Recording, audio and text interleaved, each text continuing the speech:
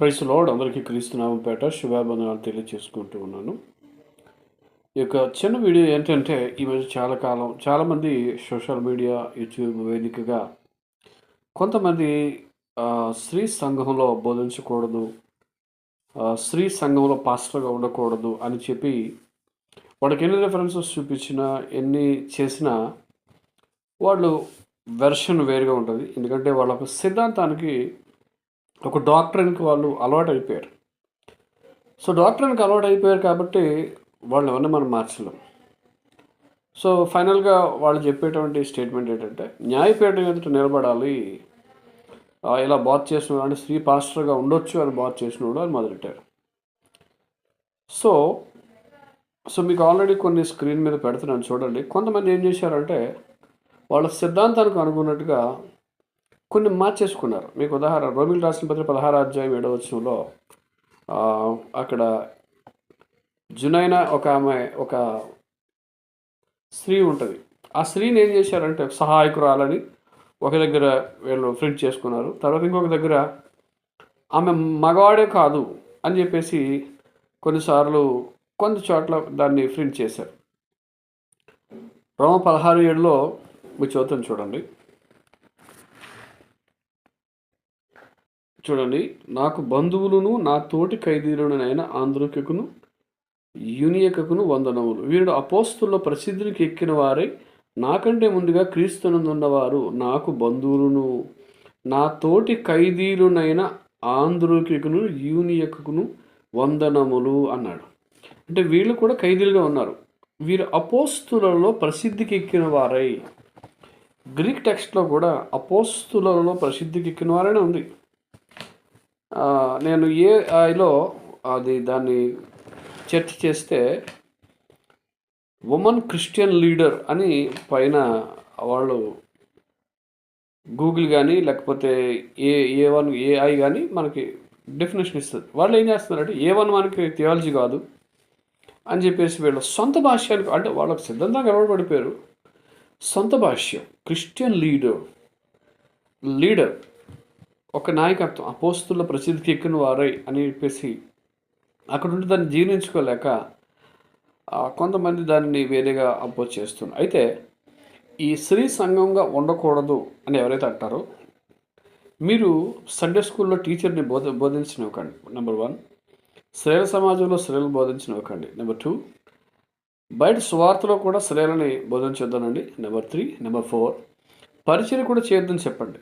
ఎందుకంటే సో స్త్రీ మౌనంగా ఉండాలని ఒక కాన్సెప్ట్ బైబిల్లో మీరు తీసుకొస్తారు కదా. ఆమె నేను సెలవీను అని అన్నాడు తప్ప అధికారం చేయడానికి మాత్రమే లేదు. స్త్రీ అధికారం చేయకూడదు పురుషుని మీద, అనేమనిగా ఉండాలి, అది నేను ఒప్పుకుంటాను.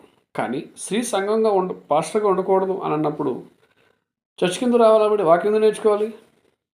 సో బోధించడానికి స్కోప్స్ లేదు, బోధించడానికి ఇది లేదు అంటే పాటలు పాడవచ్చు, ప్రార్థన చేయొచ్చు, ప్రవచనం చెప్పొచ్చు, స్వాత్ చేయొచ్చు, కానీ వాక్యం చెప్పకూడదు. అయితే పాయింట్ ఏంటంటే సండే స్కూల్ చెప్పినా వాక్యమే చెప్పాలి, స్త్రీల సమాజం నడిపించినా వాక్యమే చెప్పాలి, తర్వాత బయట ఎక్కడ చెప్పినా వాక్యమే చెప్పాలి, ఏది చేసినా వాక్యమే చెప్పాలి. మనం వాక్యానికి దాటి వెళ్ళడానికి లేదు. అంటే మీ కాన్సెప్ట్ ప్రకారం స్త్రీ ఏం చేస్తారంటే బయట అన్నీ చేయొచ్చు, స్వార్థ చేయొచ్చు, స్త్రీల సమాజం నడిపించవచ్చు, సండే స్కూల్ ఇవన్నీ అందులో వాక్యాలు చెప్పవచ్చు, అక్కడ అన్ని చోట్ల వాక్యాలు చెప్పేయచ్చు, కానీ సంఘంలో చెప్పకూడదు. ఇప్పుడు స్త్రీల సమాజంలో పురుషులు ఉండరా? ఒకరు వచ్చారు అనుకోండి, అంటే పురుషులు ఉండాలని ఇప్పుడు చెప్పకూడదా? సండే స్కూల్ ఉంటుంది, సండే స్కూల్లో మగపిల్లలు ఉంటారు, మరి మగపిల్లలు ఉన్నప్పుడు ఇవ్వడం చెప్తుంది. ఆలోచించండి. అయితే మీ చర్చిల్లో లేడీస్ని ఫుల్గా బ్లాక్ చేసాడు, ఓన్లీ మగ చర్చ అని పెట్టండి, మగ సంఘం, పురుష సంఘం అని పెట్టండి. ఎందుకంటే స్త్రీలు ఎందుకు వాక్యం చెప్పడానికి, వాక్యం నేర్చుకోలేనప్పుడు మీరే వాక్యం చెప్తున్నప్పుడు వాళ్ళకి ఆ స్కోప్ లేదు కదా. ఇంకా స్త్రీలు ఎందుకు రావడం? మసీదులాగా, ముస్లిం మసీదులాగా మీరేం చేస్తారంటే మీ చర్చిల్లో స్త్రీలను ఇంక ఎంటర్ చేయకండి. Don't enter any women to the church. స్త్రీని సంఘానికి ఎంటర్ చేయకండి. ఎందుకు? సో నేనైతే మీకు సలహా ఇస్తున్నాడు. అది నేను మీ పార్టీ ఎందుకు మీరు స్త్రీ బోధించకూడదు అన్నప్పుడు వాక్యం మిగతా విషయాల్లో కూడా పక్కన పెట్టేయండి. సంఘానికి ఎవరు రావాలి? పురుషులే రావాలను. సంఘానికి సండే స్కూల్ ఎవరు ఉండేవాళ్ళు? పురుషులే ఉండేవాళ్ళు. అన్ని పురుషులకే ఆపాదించండి, స్త్రీలకి ఆపాదించద్దు. సో నేను అనుకోవడం ఏంటంటే, స్త్రీలు సంఘంలో బోధించినంత మాత్రం వారు పరలోకం వెళ్ళరు అనేది తప్పుడు సిద్ధాంతం నాకు తెలిసి. ఒకవేళ అది అలా అన్నుడు పరలోకం నరకానికి పోతాడు అనుకున్నాడు అనుకోండి, ఫస్ట్ నేనే పోతా.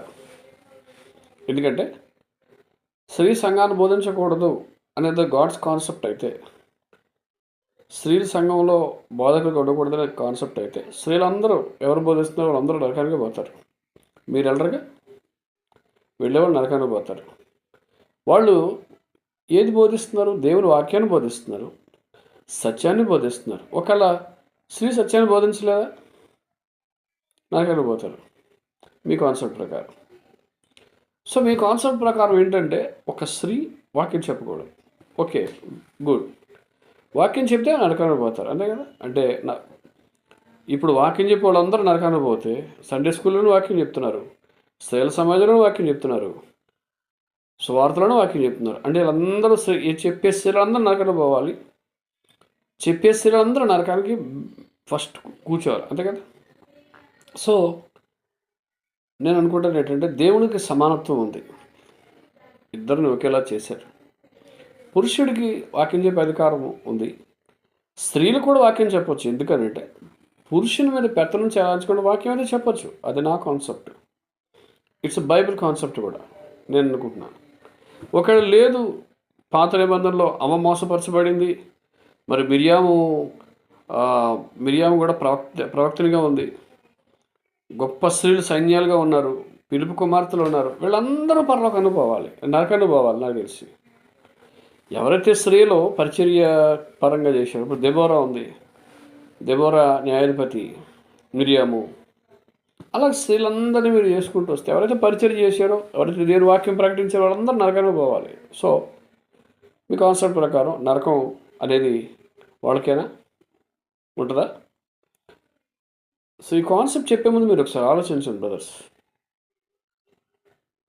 స్త్రీ సంఘంలో బోధించకూడదు అని అంటే, స్త్రీ సంఘానికి ఎందుకు రావాలి అంటే, నీ ముందు కూర్చొని వినాలి, నీ ముందు కూర్చోవాలి, నీ ముందు కూర్చోవచ్చు.